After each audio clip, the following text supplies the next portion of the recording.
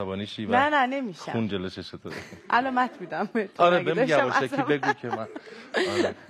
چیز دیگه ای هست پس اگه بخوای بگی در ادامه اون آقاه؟ نه این چیزی که تو ذهنم نمیدونم حالا یه هم دیده یه روزی یه آقای خوش قیافه اومد، حالا من نمیگم مسلمه هم ولی مهم اساسی نیست. نه آره خیلی آره یه لحظه تصور کردم تو خونتون